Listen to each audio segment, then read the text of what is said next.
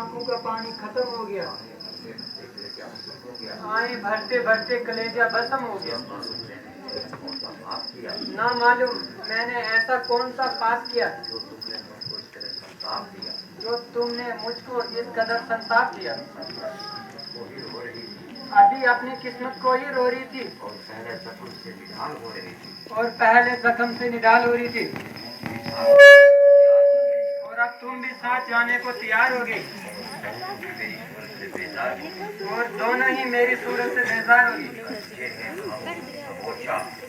कच्चे हैं हम सबोचा उस तरफ के जर्जरे, रोना नहीं एक का आवाहा बिगड़ गया। अच्छा बेटी किसी पर क्या गिला है, मुझे तो अपने कर्मों का फल मिला है। इस बुढ़ापे ने यूं ही बर्बाद होना था और हमने तमाम उम्र अपनी किस्मत को रोना था। क्या कहूँ बेटी, तुम तो मुझे गर्गात से खो चली। एक को रोती थी पहले, अब तो लेकिन दो चली।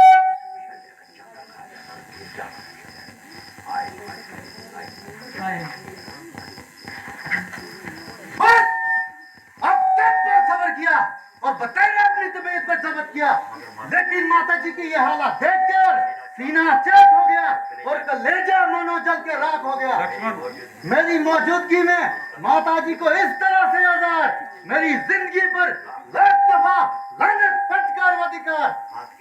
माता जी आंखें खोलिए, तुम्हारा लक्ष्मण तुम्हारे कदमों पे निसार है। यदि नहीं बोलती तो लीजिए, लक्ष्मण तुमसे पहले मरने को तैयार है।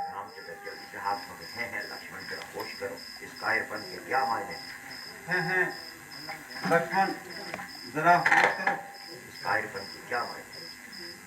इस कायरपन के क्या माने?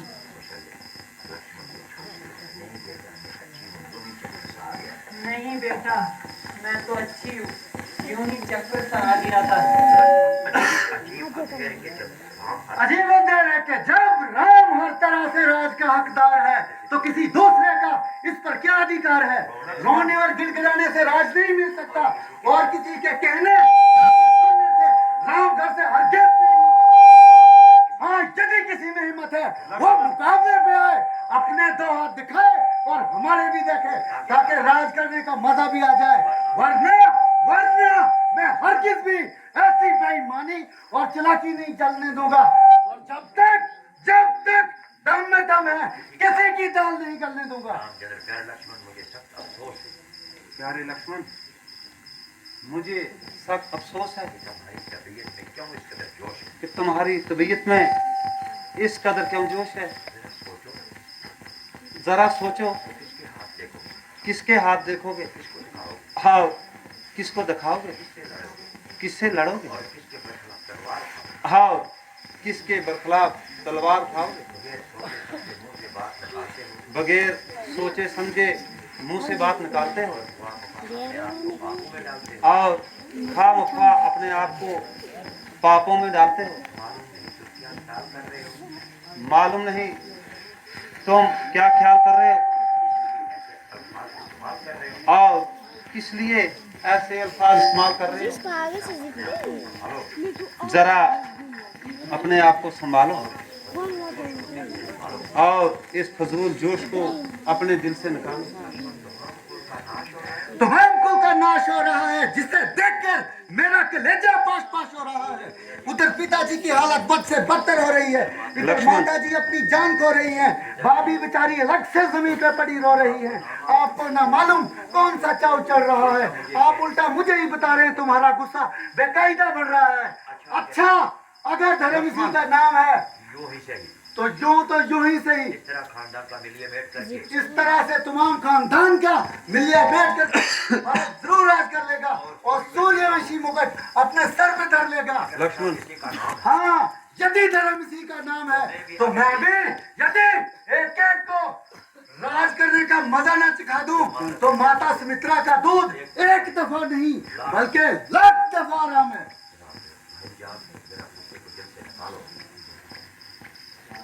भाईजान, जरा गुस्से को दिल से निकालो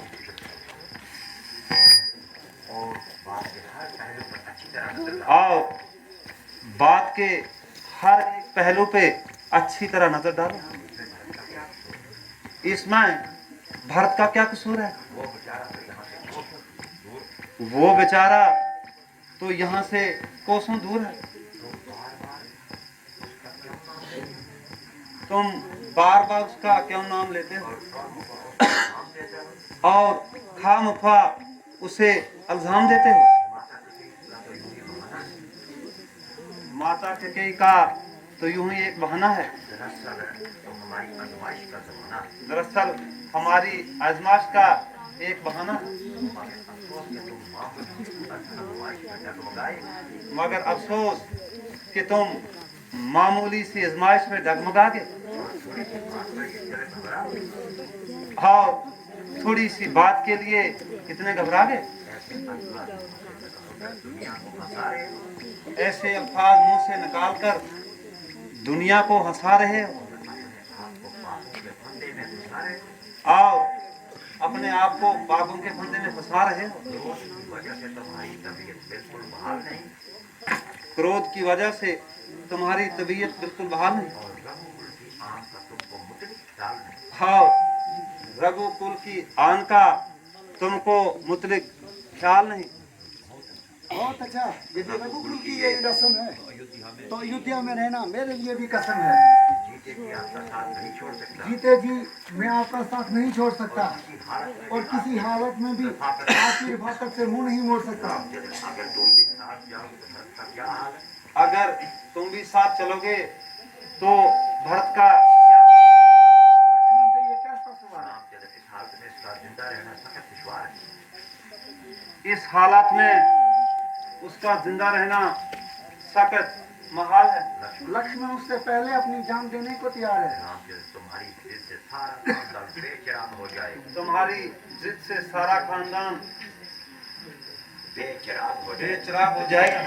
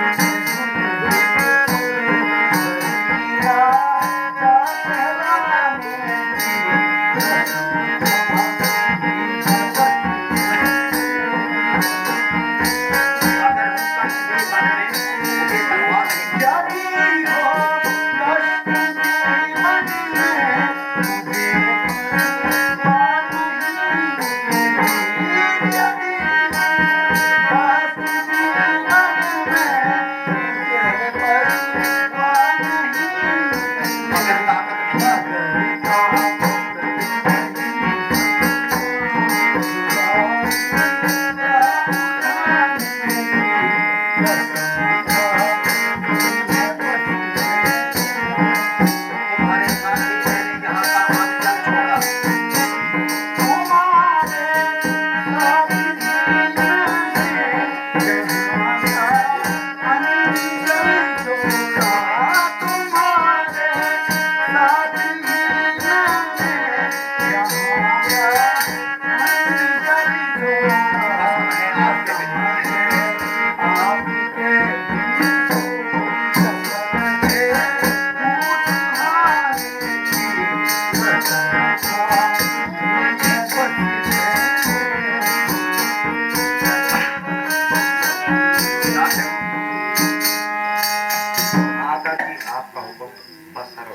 भ्राता जी आपका हुक्म बसरम चशो मंजूर है, मगर अयोध्या में रहने से लक्ष्मण मजबूर है। किसी हालत में भी मैं किसी हालत में भी इस जगह नहीं रह सकता और हरगिज भी आपकी जुदाई का गम नहीं सह सकता। अगर मूड को यहाँ छोड़ जाएगी यदि आप मुझे यहाँ छोड़ जाओगे तो यहाँ जरूर रहेगा। जिस्म तो यहाँ जरूर रहेगा, लेकिन प्राण आपके साथ ही जाएंगे।